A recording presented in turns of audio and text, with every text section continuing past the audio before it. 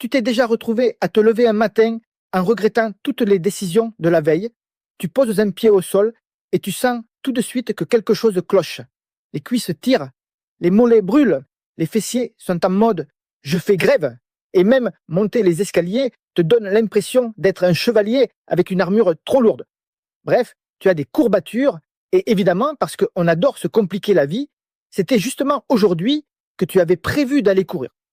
Alors tu te demandes si c'est possible de courir avec des courbatures ou si tu es en train d'organiser toi-même le scénario de ta future blessure. Et dans un instant, je vais te donner un critère simple, clair, que presque personne n'utilise, mais qui te dit à chaque fois, sans se tromper, si c'est une bonne idée ou une catastrophe annoncée.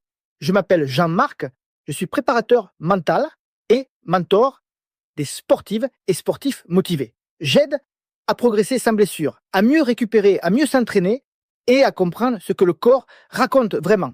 Moins de magie, plus de logique, mais avec le plaisir de l'effort. Aujourd'hui, on va éclaircir un sujet que tout le monde croit maîtriser. Parce que beaucoup se disent qu'ils peuvent courir avec des courbatures tant qu'ils tiennent debout et d'autres annulent tout dès qu'ils sentent une tension.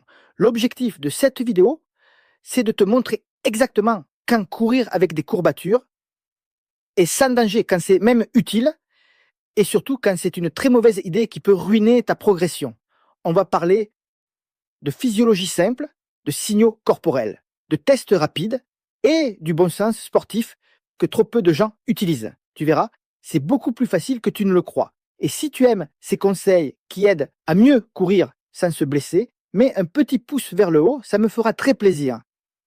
Commençons par un truc essentiel. Quand tu veux savoir si tu peux courir avec des courbatures, il faut déjà comprendre ce qu'est une courbature.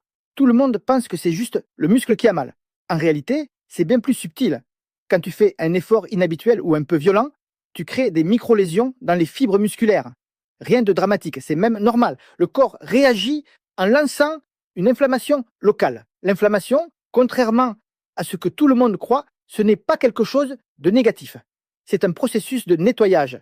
Les cellules immunitaires arrivent, retirent les débris, réorganisent la zone et ensuite on passe à la régénération.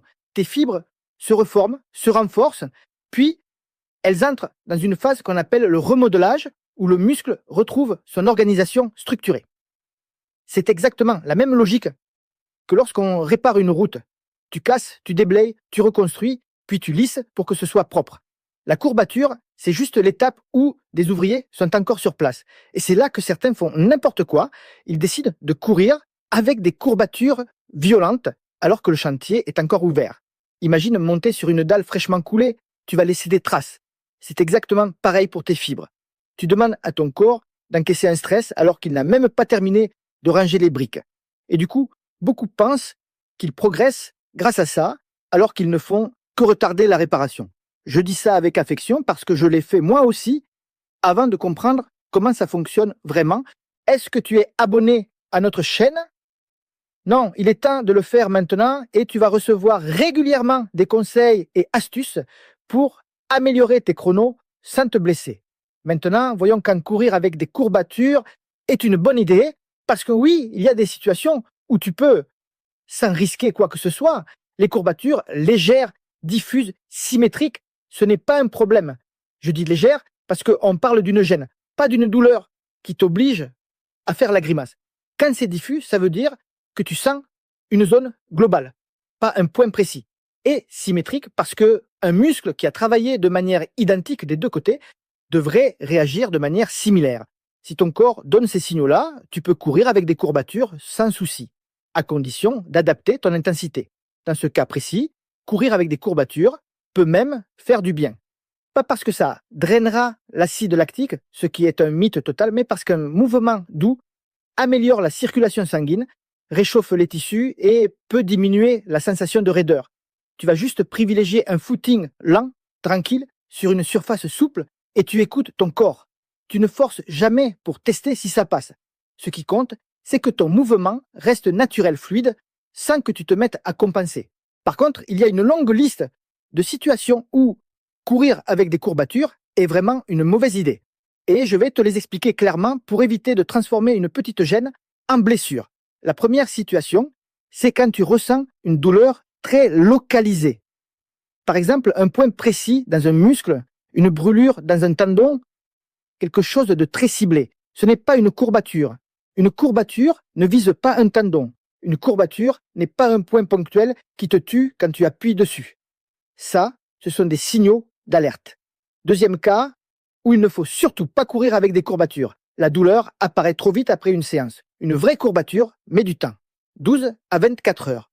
Si ça arrive en 3 ou 4 heures, ce n'est pas une courbature, c'est un tissu qui a été trop sollicité et qui est en surchauffe. Courir dans ces conditions, c'est juste risquer une tendinite ou un vrai pépin musculaire. Troisième situation où courir avec des courbatures est une erreur. La douleur augmente quand tu commences à courir. Une courbature normale a tendance à diminuer après quelques minutes d'échauffement. Si au contraire ça augmente, si ça pique plus fort, si ton muscle se contracte, tu arrêtes. Aucun débat. Quatrième cas, la douleur t'oblige à changer ta foulée, tu poses différemment, tu tords ton bassin, tu protèges inconsciemment une jambe. Ça veut dire que ton corps est en train de compenser. Et quand tu compenses, tu déplaces la charge vers d'autres zones, souvent plus fragiles. Et c'est comme ça qu'un petit bobo se transforme en blessure qui te pourrit 2 semaines d'entraînement. Cinquième situation, la durée. Une courbature normale disparaît en 2 à 4 jours. Si tu en es au 5e jour et que ça pique encore, tu n'es plus dans un phénomène normal. C'est une surcharge ou un problème qui commence à s'installer. Et courir avec ce type de douleur, c'est vraiment une mauvaise idée. Pour que tu saches quoi faire dans toutes ces situations, je vais te donner un test ultra simple. C'est un test qui prend 30 secondes et qui t'indique immédiatement si tu peux courir avec des courbatures ou pas. Tu te mets debout, tu fais un mini squat. Si ça passe sans augmenter la douleur, c'est bon signe. Ensuite, tu montes un genou comme si tu faisais un début de foulée. 3 signaux doivent t'arrêter. Premièrement, si la douleur augmente quand tu bouges. Deuxièmement, si la douleur se propage comme si elle est irradiée dans une autre zone. Troisièmement, si ton corps modifie naturellement le mouvement pour éviter de charger un côté. Tu n'as même pas besoin d'être expert, ton corps te le montre immédiatement. Si l'un de ces 3 signaux apparaît, tu ne cours pas. Si tout reste léger, contrôlé, stable, tu peux courir, mais en mode doux. Ce test, il fonctionne pour tout le monde. Débutant, confirmé, trailer, marathonien. C'est un outil que tu peux utiliser toute ta vie de sportif. Maintenant, parlons prévention. Parce que la meilleure manière de savoir si on peut courir avec des courbatures, c'est quand même d'en avoir moins. Pas zéro, ça n'existe pas, mais moins de courbatures inutiles. Première chose, la progressivité. Beaucoup reprennent trop fort après une pause. Ils se disent qu'ils ont perdu du temps et qu'ils doivent rattraper. Mauvaise idée. Le corps n'a pas besoin d'être puni. Il a besoin d'être préparé. Après une pause, tu reprends à un niveau inférieur et tu montes progressivement. Tu ne reprends pas où tu t'étais arrêté. Deuxième point, l'excentrique. Tout ce que tu freines provoque plus de dégâts musculaires. Les descentes, les charges mal contrôlées, les fentes trop lentes. Quand tu découvres un exercice, ne cherche pas à trop contrôler la descente au début. Laisse ton corps s'habituer. Tu contrôles mieux plus tard. Troisième point, la récupération. Je sais que c'est un mot qu'on répète 1000 fois, mais il est pourtant sous-estimé. Mauvais sommeil, mauvaise nutrition, hydratation insuffisante, tout ça ralentit la réparation musculaire. Et devine ce que ça te donne le lendemain, des courbatures plus fortes.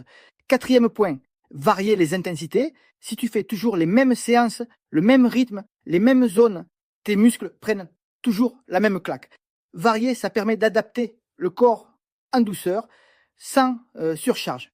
Avant de conclure, je veux te donner 2 exemples concrets que je vois souvent. Le premier, c'est le coureur qui fait une séance de fractionné trop dure, a des courbatures violentes, mais se dit qu'il doit absolument faire sa sortie du lendemain parce que son plan le dit. Résultat, il se force, court avec une douleur qui augmente et finit par se blesser. Le plan ne connaît pas ton état de forme, toi oui. Le deuxième exemple, c'est le coureur qui a des courbatures légères après une séance de renforcement, hésite à sortir courir, le fait doucement et se sent mieux après 10 minutes. Pourquoi ? Parce que son corps était déjà dans une zone normale de réparation et que le mouvement léger a simplement détendu les tissus. On voit bien ici que courir avec des courbatures n'est ni bon ni mauvais en soi, tout dépend du contexte. On résume. Courir avec des courbatures est possible, mais pas avec n'importe quelle courbature. Les courbatures légères, diffuses, symétriques, qui diminuent avec l'échauffement, c'est OK. Les courbatures violentes, localisées, précoces, qui augmentent avec l'effort ou qui durent trop longtemps, c'est non. Dans le doute, utilise le test en 30 secondes. Tu sauras immédiatement quoi faire. Le message le plus important à retenir, c'est que les courbatures ne sont pas un indicateur de progression.